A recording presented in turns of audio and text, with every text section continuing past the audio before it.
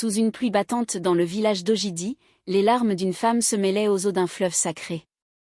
Son nom était Mam. Depuis 12 ans, elle priait pour un enfant.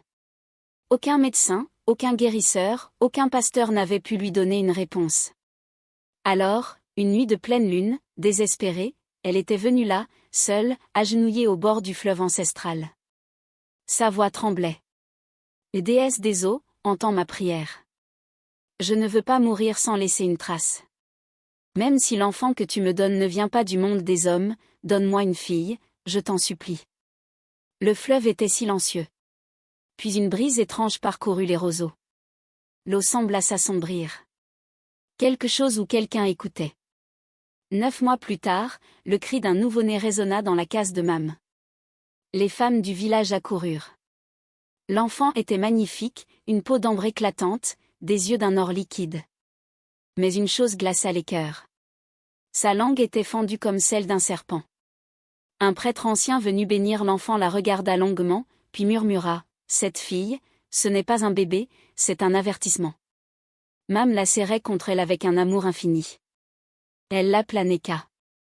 Celle qui est venue avec des choses profondes. Neka grandit silencieuse et mystérieuse. Elle ne pleurait presque jamais. Elle observait, elle écoutait. Elle semblait comprendre des choses que personne ne lui enseignait. À 6 ans, elle parlait aux serpents dans le jardin. À 10 ans, les garçons du village ne pouvaient détourner les yeux d'elle. À 12 ans, les femmes commençaient à murmurer. Cette fille n'est pas normale. Une nuit, alors qu'elle avait 16 ans, Neka s'éclipsa de la maison et marcha jusqu'au fleuve. La pleine lune baignait l'eau d'une lueur argentée. Elle entra lentement dans l'eau et, sous ses pieds, quelque chose se produisit. Sa peau devint plus pâle, ses pupilles s'allongèrent et la moitié inférieure de son corps se couvrit d'écailles vertes et brillantes. Elle ne paniqua pas. Elle savait. La voix surgit des profondeurs. « Ma fille, tu es prête. Le monde des hommes est corrompu. Tu reprendras ce qu'ils ont volé. » Le lendemain matin, Neka annonça à sa mère qu'elle quittait le village pour la ville. Elle ne pouvait expliquer pourquoi. Quelque chose l'Y appelait. La grande ville, ses gratte-ciels, ses klaxons, ses foules. Neka s'y adapta comme si elle y avait toujours vécu. Elle portait des vêtements élégants mais modestes. Ses cheveux noirs tombaient en cascade sur ses épaules et sa voix était une musique en elle-même. Son premier regard croisa celui d'un homme dans un hôtel 5 étoiles. Il s'appelait Maurice, homme d'affaires riche, marié, influent. Il eut le souffle coupé en la voyant. Elle sourit. Ce fut suffisant. En 3 jours, il tomba éperdument amoureux. Il lui offrit voiture, appartement, bijoux. Il dit « Je quitterai ma femme pour toi. » La nuit suivante, il mourut dans son sommeil. Le cœur éclaté. Sur son téléphone, un dernier message, un émoji de serpent. Sa femme raconta à la police « J'ai vu quelque chose d'énorme, noir, ondulant sur le lit juste avant qu'il meure. » Les rumeurs commencèrent d'abord discrètes, puis enflèrent. Neka séduisit un deuxième homme, pasteur d'une église prospère. Il prêchait la pureté mais battait sa femme. Neka le rencontra dans une galerie d'art. Il la suivit comme un agneau. Il mourut 3 jours plus tard dans sa baignoire. Nu, mordu par quelque chose d'invisible. Les langues se délièrent. Certains disaient, c'est une sorcière. D'autres murmuraient, non, c'est une justicière. Mais Neka ne parlait pas. Elle écoutait toujours. Chaque homme qu'elle approchait avait quelque chose à cacher. Abus, infidélité, corruption. Elle les séduisait, ils tombaient, dans la nuit, elle redevenait ce qu'elle était vraiment. Une messagère. Une nuit dans un quartier populaire, Neka assista à une scène. Un médecin jeune tentait de réanimer une enfant inconsciente dans la rue. Il y parvint. Il ne remarqua pas Neka, mais elle le vit très bien. Son regard était sincère. Il ne cherchait ni argent ni pouvoir. Il voulait sauver. Il avait ce que les autres n'avaient pas. Le lendemain, elle le croisa dans un marché. Il achetait des médicaments pour une clinique gratuite. Elle s'approcha. « Vous êtes le docteur d'hier ?» Il hocha la tête, méfiant. Vous êtes différente des autres, dit-elle. Et vous, vous êtes trop belle pour être normale. Elle sourit. C'était la première fois qu'un homme la regardait comme ça, pas avec désir, avec prudence et curiosité. Ce soir-là, Neka retourna au fleuve. La voix était plus dure. Tu t'égares. Tu n'es pas ici pour aimer. Tu es ici pour punir. Mais dans son cœur, une question naissait. Et si elle pouvait choisir? Pendant ce temps, un groupe de prêtres dans une région éloignée étudiait de vieilles prophéties. L'un d'eux tomba sur une tablette oubliée. Une écriture ancienne parlait d'un être né du fleuve, une fille au regard d'or qui séduirait pour purifier. Mais si elle tombait amoureuse d'un cœur pur, alors les cieux trembleraient. Ils levèrent les yeux effrayés. Elle est déjà parmi nous. Dans la ville, Neka continua sa mission, mais son esprit était divisé. Le docteur David, c'était son nom, apparaissait dans ses pensées. Elle l'observait de loin. Un jour, il la surprit en train de le regarder. Il s'approcha. On dirait que vous me suivez. Elle ne répondit pas. Qui êtes-vous? Elle hésita puis dit, quelqu'un qui ne sait plus exactement qui elle est. Il prit un thé. Rien d'extraordinaire, mais tout était nouveau pour elle. La simplicité, l'absence de peur, l'absence de domination. Quand elle le quitta ce soir-là, elle sentit pour la première fois du trouble, pas celui de ses victimes, celui d'une fille, d'une femme. Au bord du fleuve, elle regarda son reflet. Ce n'était plus une mission, c'était un choix. Mais pouvait-on échapper à une nature forgée par un pacte? Dans un rêve, la déesse du fleuve apparut à elle. Tu veux la lumière alors que tu es née des ténèbres? Il n'y a pas d'équilibre. Choisis l'amour ou le pouvoir. Neka pleura. Mais dans son cœur, quelque chose grandissait. Une voix nouvelle. Peut-être son âme. Le lendemain, un homme influent disparut. Son corps retrouvé dans un hôtel, les yeux grands ouverts, la bouche figée dans une expression de terreur. Sur sa poitrine, gravé au sang, un symbole de serpent. La presse s'emballa. Une tueuse en série, une entité. David lut l'article. Quelque chose dans le visage de la victime lui semblait familier. Il chercha, recoupa puis se figea. Un souvenir.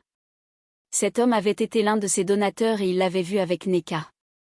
La pièce du puzzle s'emboîtait, mais il ne voulait pas y croire. Pas encore. La caméra se fixe sur Neka debout sous la pluie sur un toit, regardant la ville. Ses yeux brillent d'un éclat nouveau entre le monde d'où elle vient et celui qu'elle commence à aimer.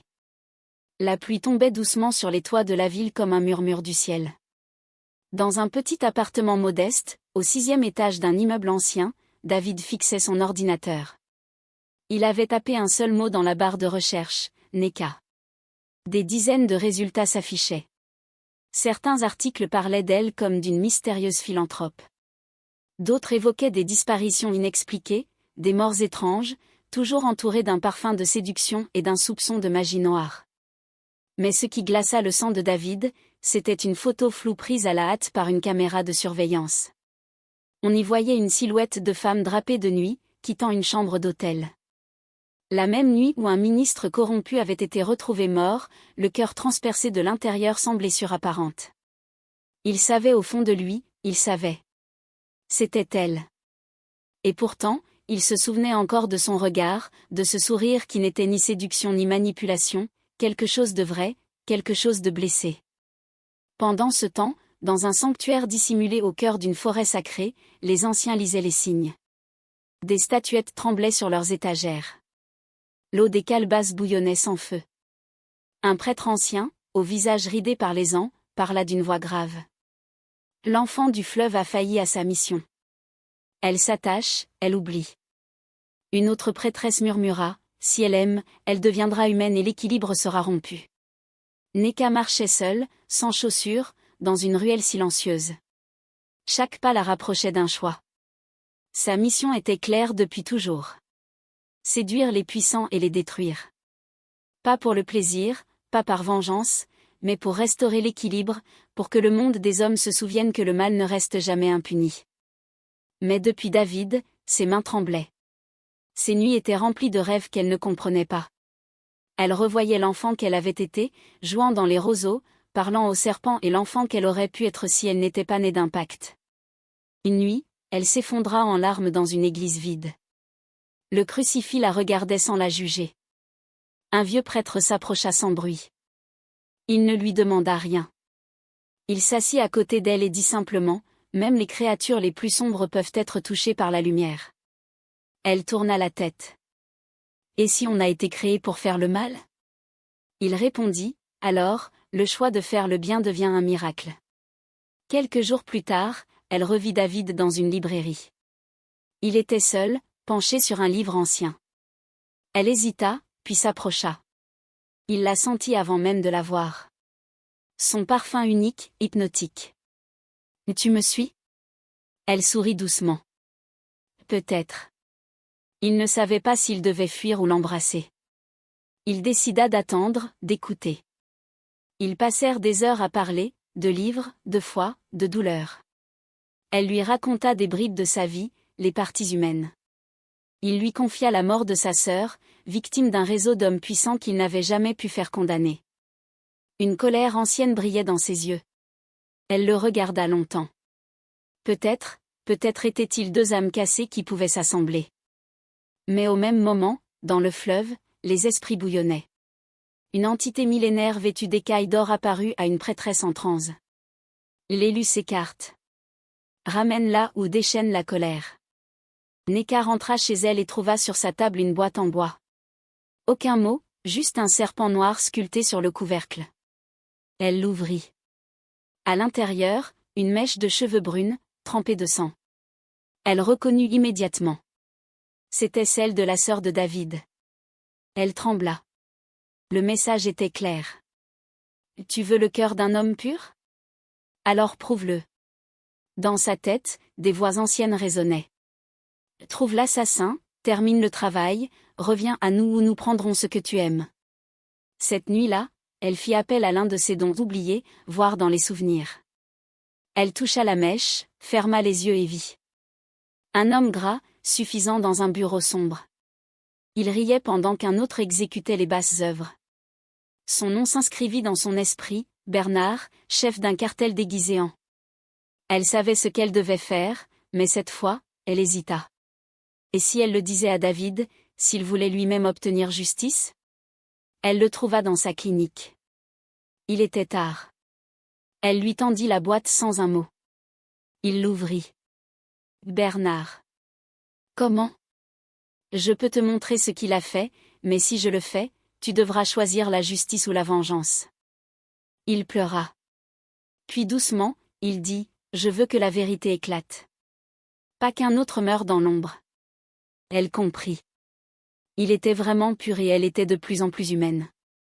Avec son aide, elle infiltra une réception où Bernard serait présent. Vêtue d'une robe rouge, sans les cheveux relevés, elle hypnotisa chaque regard. Sauf un, celui de David resté à l'extérieur, prêt à enregistrer toute preuve. Bernard la repéra immédiatement.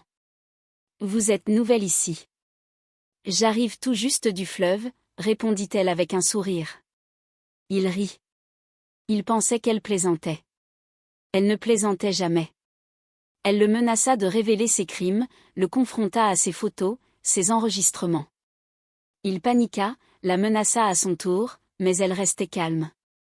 Derrière une vitre teintée, David enregistrait tout. Le lendemain, les journaux explosèrent. Scandale, arrestation, révélation. La sœur de David fut innocente. Son nom l'avait, mais Neka avait disparu. David la chercha pendant des jours. Puis un soir, il la trouva au bord du fleuve. Elle portait une robe simple. Ses pieds nus touchaient l'eau. Elle semblait fragile.